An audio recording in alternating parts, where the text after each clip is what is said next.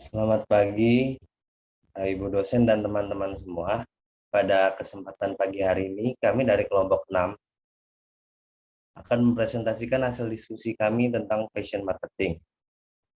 Adapun anggota kelompok kami, Adwinola Beta Putri dengan NIM 15320041, ada Evinada dengan NIM 15320061, ada Citra Zarani dengan NIM 15320074, ada Johannes Parulian dengan NIM 15320080, dan ada saya sendiri dengan NIM 15320060.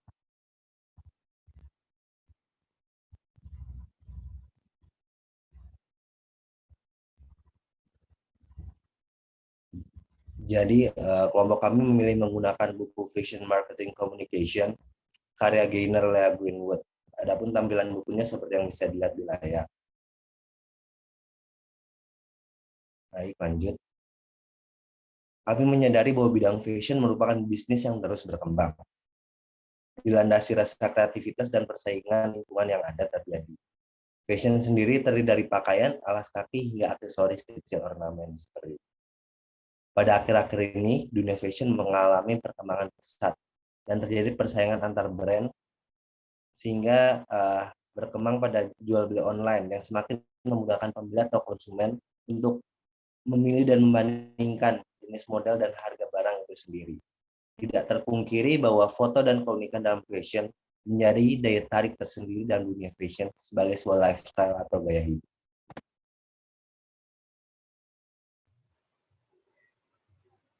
Lanjut, kami akan mempresentasikan tentang riset terkait jurnal. Jadi, kami mempresentasikan riset terkait jurnal itu tentang dimensi dari kepribadian merek Zara yang menunjukkan hasil paling signifikan terhadap loyalitas merek konsumennya atau terhadap kesetiaan konsumen terhadap merek yang ditawarkan oleh Zara. Ditunjukkan oleh dimensi kompetensi, di mana konsumen Zara menganggap pembelian produk fashion tidak hanya mementingkan fungsi saja sebagai pakaian atau sekedar menarik ketika dilihat oleh orang lain. Lebih daripada itu, produk fashion juga harus baik dalam hal kualitas dan kesan tersendiri bagi pemakainya yang meliputi rasa percaya diri, sukses, dan cerdas. Kompetensi menjadi dimensi dari kepribadian merek Zara yang akan berpengaruh terhadap loyalitas mereknya. Sesuai dengan pemikiran bahwa merek fashion, terutama yang berkelas dunia, harus memiliki komponen utama, yakni merek tersebut harus dapat membangun kesan yang berbeda dan unik. Dan kedua adalah merek tersebut harus dapat menciptakan nilai tambah berupa penciptaan kesan bahwa si pemakai akan merasa berpenampilan lebih baik atau percaya diri, lebih cerdas, dan bahkan lebih sukses. Hal ini sesuai dengan teori brand blueprint yang diberikan oleh MAP, di mana dalam proses pengembangan penyajian grafis dari merek, simbol berupa nama merek, dan logo yang mencerminkan penampilan produk yang ditawarkan, serta kinerja dan pelayanan yang sangat spesifik, dalam pernyataan dan perpaduan warna yang sederhana. Seperti pengaruh logo Zara yang kaku dan berwarna gelap, menggunakan kompetensi yang berkepribadian atau terkait dengan kualitas. Selain itu, nama merek Zara juga mencerminkan unsur feminin yang tinggi dan sering diasosiasikan dengan gender wanita, sehingga dianggap memiliki kepribadian yang feminim. Status konsumennya juga menjadi hal yang signifikan dan berpengaruh terhadap pembentukan loyalitas merek. Hal ini disebabkan lokasi gerainya yang selalu di pusat pembangunan di kota besar, membuat Zara menjadi terposisikan untuk konsumen kelas ekonomi tertentu dan juga berkepribadian mempesona atau charming. Sementara indikator-indikator yang terdapat pada dimensi kegembiraan tidak signifikan karena lebih menggambarkan kepribadian merek Zara yang berdasarkan ekspresi diri dan pengalaman konsumennya, yaitu semangat, bebas, unik, dan berjiwa muda. Sehingga peneliti menganggap Zara bahwa sepenuhnya dapat memberikan perasaan emosional terhadap para konsumen. Sesuai dengan pendapat Aker, merek yang dapat menciptakan hubungan baik dengan konsumennya adalah merek yang nilai emosional dan juga manfaat ekspresi diri bagi konsumennya, tidak hanya memberikan nilai fungsional semata. Riset jurnal ini dikutip dari jurnal berjudul Pengaruh Brand Personality dan Brand Loyalty terhadap Brand Fashion Zara oleh Putri Aprilisianti pada tahun 2008. Baik, yang selanjutnya saya akan menjelaskan mengenai resume e-book. Dimana yang pertama adalah The Power of Magazine. Jadi majalah adalah alat komunikasi mendasar pada bidang mode. Kenapa begitu? Karena sebagian besar dari majalah merupakan sumber tentang tren baru, cara memakai tren, sampai rentang harga tren mode saat itu. Setiap majalah memiliki karakteristiknya masing-masing dan ditargetkan pada segmen yang sangat spesifik. Majalah memiliki peran ganda dalam dunia fashion, yakni mengatasi krisis mode dan sekaligus menjadi penghibur. Majalah yang selanjutnya ada beberapa tipe yang akan disaksikan di slide berikutnya. Nah, contoh majalah fashion ini ada inovator atau pengadopsi gaya awal, kemudian penggemar fashion, dan pengadopsi gaya akhir. Lanjut.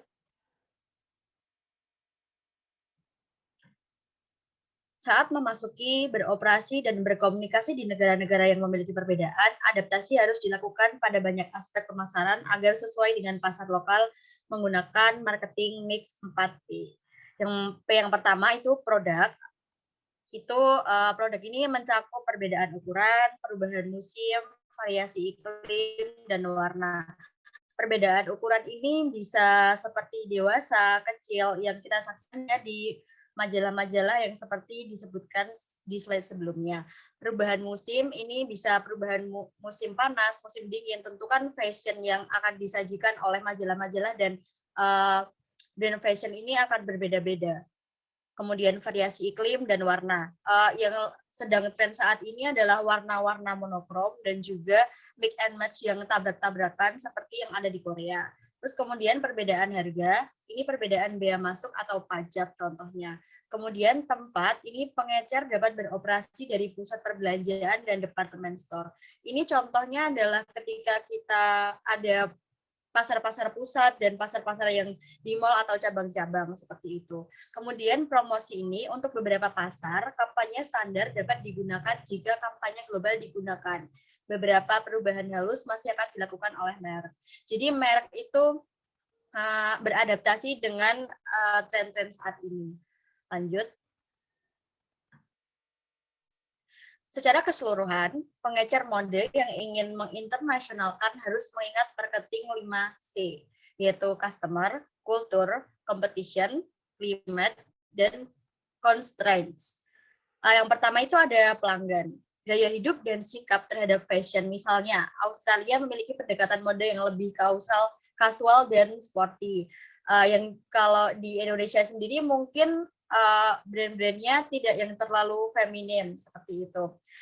Kemudian budaya, adaptasi pakaian dan komunikasinya di media agar sesuai. Misalnya batasan agama setempat. Hal ini seperti yang dicontohkan sebelumnya, yakni kita kan memiliki budaya ketimuran sehingga brand-brand yang minim itu tidak terlalu disukai oleh masyarakat. Seperti itu. Kemudian persaingan. Pengecer sudah ada di pasar dan melakukan adaptasi dengan pengecer atau perusahaan lain. Yang selanjutnya itu iklim. Masalah utama untuk pakaian agar para perancang mode atau pengecer mode memperhatikan produk yang diproduksi agar sesuai dengan iklim setempat. Hal itu juga dilakukan oleh beberapa brand. Jadi brand itu menyesuaikan dengan iklim ketika akan memasuki iklim dingin, maka cenderung mengeluarkan brand-brand berlengan panjang, tebal, dan berbulu seperti itu. Untuk kendalanya, kerangka peraturan dalam hal memiliki, mengoperasikan, atau mengkomunikasikan berbagai mode. Selanjutnya akan dijelaskan oleh teman saya.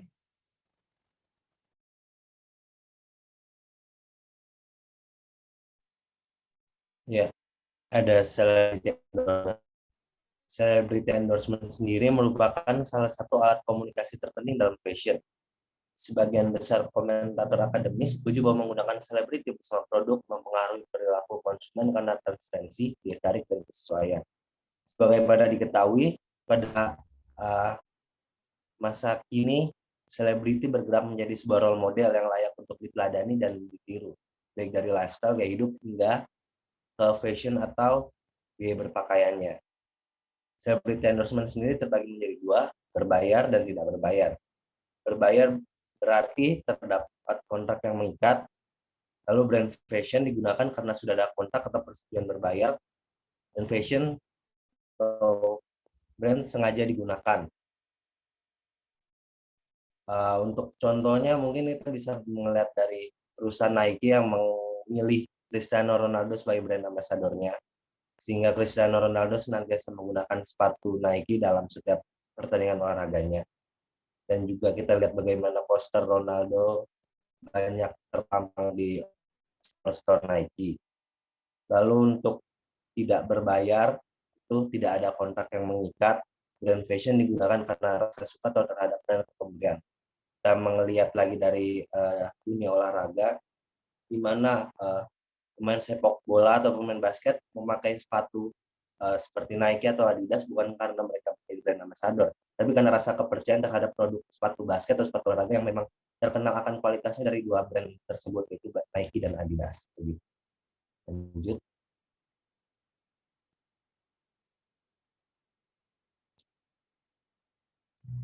Lalu trade marketing komunikasi. Dalam industri fashion, beberapa kegiatan yang bisa dilakukan dalam menunjang promosi adalah penampilan pada kegiatan-kegiatan yang melibatkan banyak orang secara serempak. Beberapa contohnya sangat populer adalah fashion show. Fashion show merupakan pertunjukan busana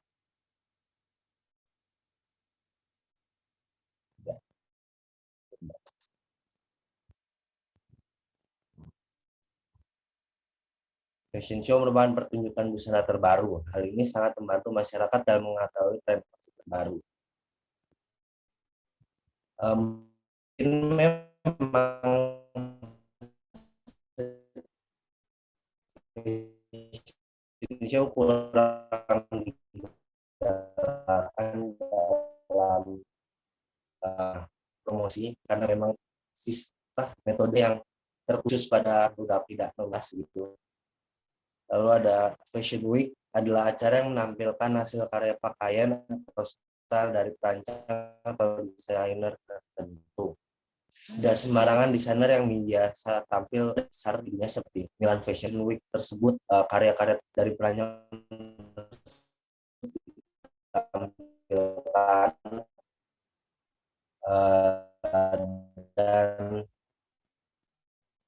dengan ditampilkan ada harapan untuk menunjukkan kepada khalayak luas dan menjangkau khalayak fashion terkini.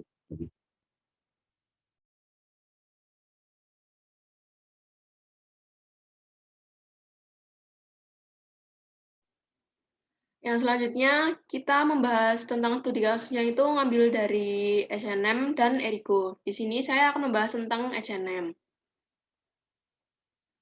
Yang pertama dari produk. H&M itu menjual berbagai macam kaos, kemeja, sweater, pakaian dalam, dan lain-lain. H&M juga menyediakan pakaian yang akan mengikuti pergantian musim. Contohnya saat menjelang musim dingin, H&M juga menjual berbagai aksesoris dan sepatu. Selanjutnya, yang kedua, harga. Dari produk H&M sendiri, range harganya itu sekitar 50.000 sampai dengan 1 juta. Namun pembeli tetap mau membeli karena kepercayaan konsumen terhadap kualitas produk H&M yang konsisten dan meningkat. Selanjutnya itu place. H&M memiliki online dan offline store yang tersebar kemana-mana, bahkan sampai ke 28 negara di berbagai belahan dunia. Selanjutnya itu promotion. Kampanye kolaborasi H&M menggunakan banyak media periklanan atau advertising yang polanya berulang, dianggap unik dan terstruktur, dan menggunakan tema juga kolaborasi. Contohnya H&M juga pernah kolaborasi dengan merek jeans Lee. Terus selanjutnya dia juga memperkenalkan tentang body positify, itu tentang kayak cantik itu nggak harus kurus, nggak harus putih gitu. Selanjutnya, biasanya mengintegrasikan toko fisik dan saluran digital konsumen pengalaman belanja yang mudah, menginspirasi dan nyaman di mana konsumen berbelanja. H&M juga memiliki karyawan sebesar sekitar 60.000 orang. Selanjutnya ada proses. Dapat dilihat dari gambar berikut, H&M selalu mempunyai konten media sosial yang terstruktur dan terencana dalam setiap eventnya. Yang terakhir ada physical evidence. Dilihat dari gambar berikut juga terdapat official website dari H&M dan juga offline store H&M yang sudah tersebar di berbagai negara tadi.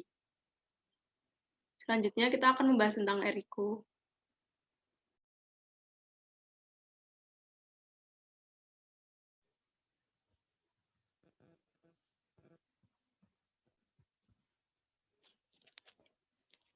Brand Erigo.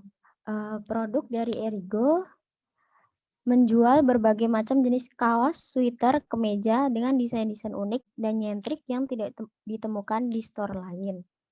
Hal kedua ada price atau harga. Range harga dari produk Erigo berkisar pada Rp65.000 sampai Rp300.000. Harga ini dianggap terjangkau dengan kualitas bahan dan desain yang ditawarkan oleh Erigo. Tidak heran jika brand Erigo kini menempati posisi pertama brand fashion terbaik di online maupun offline store khususnya di Indonesia. Place, Erigo memiliki online store terpercaya dan gerai-gerai di berbagai kota di seluruh Indonesia.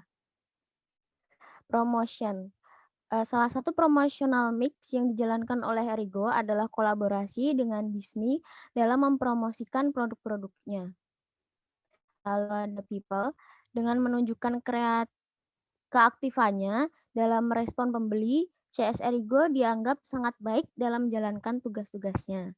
Lalu proses, Erigo selalu mengabadikan momen-momen di laman Instagramnya, mulai dari pelayanan konsumennya, proses pabrik, dan juga packaging yang berarti Erigo sangat terbuka untuk setiap proses sampai akhirnya barang diterima oleh para pembelinya. Lalu yang ketujuh, physical evidence. Physical evidence adalah tampilan fisik, tempat, atau usaha yang akan menjelaskan bagaimana penataan bangunan dari suatu perusahaan. Apakah perusahaan menggunakan interior yang unik, lighting system yang menarik, desain ruangan yang menarik perhatian, dan lain sebagainya. Di samping ini adalah pabrik utama produk dari Erigo. Sekian presentasi dari kelompok kami. Mohon maaf jika ada kesalahan dalam pengucapan ataupun pengetikan. Akhir kata, saya mewakili kelompok saya mengucapkan terima kasih dan sampai berjumpa. Terima kasih.